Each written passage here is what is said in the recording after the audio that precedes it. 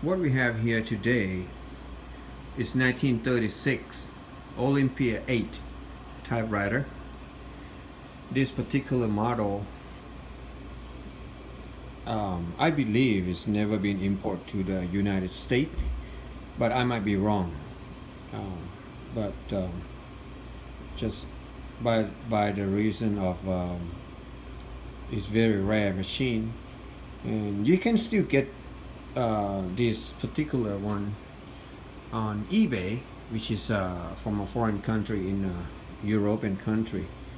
There's still, I think they have a lot of these, just like we have a lot of Remington, Underwood, Royal, L.C. Smith. There's abundant in this country in the United States, but not Olympia 8 from the 30s. But it's, I believe there's a lot in the Europe. Okay.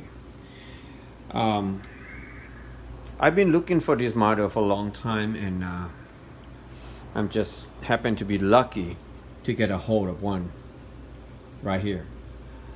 It's according to serial number, it's made in 1936, and in this town have the shop that's sold it name. Bureau machine, and I think that probably mean typewriter, but I might be wrong. Yeah, G. Schlinger in Karlsruhe. I probably pronounced it wrong, but I look in the Wikipedia. It's a town in west, way at the edge of Germany on the west side. Okay. So this Olympia import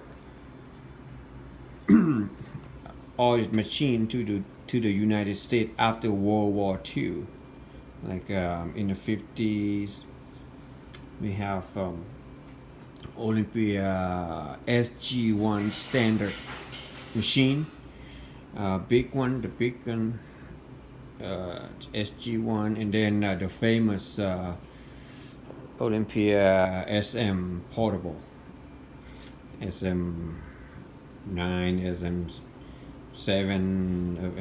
M9, or something like that, which is very abundant in the United States, but not this particular model. And today I want to talk about this one because this I've been collecting typewriter for quite a while, and then I have a bunch of Remington, Underwood, Royal, or the mainstream United States typewriter, but not this Olympia.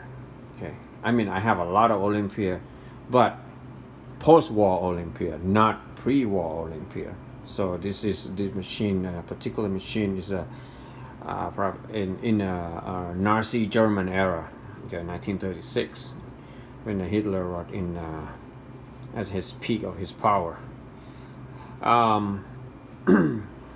It's the German machine, have a German keyboard, Z right there where the Y is. The Y go to Z and Z go to Y, and I got all those German alphabet. This, that, very unique. Okay. Let's go to the feature that this machine have. It have like a side glass, like Royal number 10, I think, or number 5. Yeah, Royal of 1920s have a side glass, the big one.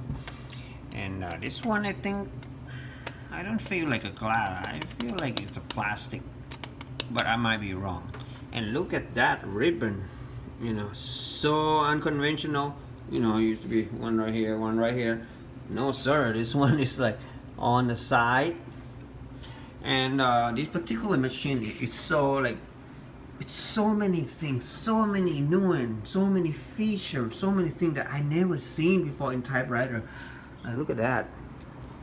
A little here, little bit of this, little bit of that. That is so unique, and I love it. The platen knob is missing on this side, so I'll have to custom made for it. It's not that hard. So I got a side, and look at the ribbon spool here. It's very.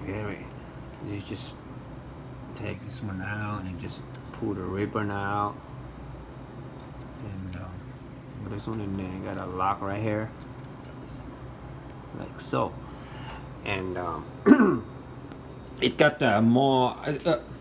I believe it have more feature than our American-made machine from the 30s. The thing that I never seen before, which just make me very appreciate that I have this machine like this. What is this? First I'm like, wow, this is probably control something inside, but no, this is like a freestanding dial. So I would say this is probably like you counting pages and all that stuff, and you counting page, like keep a track of a page that you made. On the type by itself, it's pretty conventional. You've seen this, and got a quite stubby, not too long of the lever. Kind of cute. And the typing action is pretty good. I really like typing action of it. I would say it feels better than many of 1930s of typewriter that have been used. And let's see here.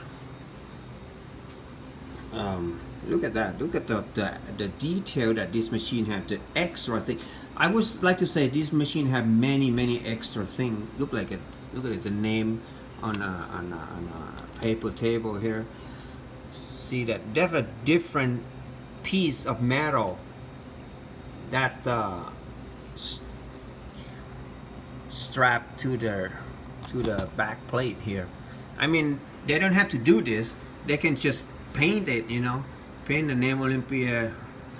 But no, they have to use a different piece of metal right on the top. That costs money, and that show us that this machine is very well made. I seen later model of Olympia 8. They stopped doing that. They stopped doing this, and then they just paint the name on it there, because they probably realize it's cost more money to do this. But that's very nice. The main feature, everything just like conventional machine, you know, got all this line space, and this. Okay, all right, let me just talk about this 1 and 2 here. This is a spacing between the alphabet, between a letter. So like it's in the SG1, which is a later 1950s, late 1950 model. They have this. But I cannot believe this is 1930s and nobody have this. I might be wrong, but I never seen one. That 1930 typewriter have a space between a letter dial here. You know, one is a normal close to each other, and then I think it two is just make the letter further apart. I don't know, in Germany back then they're probably important to do that, but this is a very unique feature, very unique. I never seen in 1930 machine have that. And this is just a ribbon direction, you know, nothing much, you know.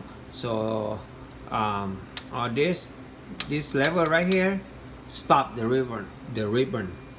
It on both sides, it doesn't move. If you put this lever, you can see that when you put down, this thing go in the middle, which is none of the ribbon doesn't move. But then if you know, left side or right side, that's pretty straightforward. And got the 3 position ribbon position here. That's pretty conventional on this one. got this so this machine being 1930s machine, it had the feature that later machine has in the mainstream typewriter, which is the most typewriter at the same age, 1936, doesn't have many of the features that this machine has. So that's make me appreciate, just like this is can compare, I think this is a German thing that you know, when they do thing, they're like a surpass, they're like a leap forward than other people. Just like Mercedes-Benz, you know, the thing that Mercedes-Benz does like 20 years ago, and the car today just start doing it. You know, I can bring a lot of example from that, but I cannot think of any at this time. But this is just like the product that we used to see, which is the Mercedes-Benz that have innovative feature that it take like a 10 to 20 year to the later car to have such feature, and Mercedes-Benz already have it long time ago, you know, and that is in this machine Olympia. Have the feature that the similar feature start to show up in the later machine of the mainstream brand in like 1940 and 1950, but Olympia already does it in 1930s. So to me, this in my collection, this one of the prize machine in my book, and I very like it. I really love it. I'm gonna keep it, and the way it look, everything is so majestic, so nice. It got the back glass too, but missing, so I'm gonna custom make the back glass for it. So well, hope you enjoy, and hope you enjoy this video as much as I do. And sorry my accent is not that good, so okay, thank you very much. And in the future I have more machine, I'm gonna put in a video more. Okay, thank you.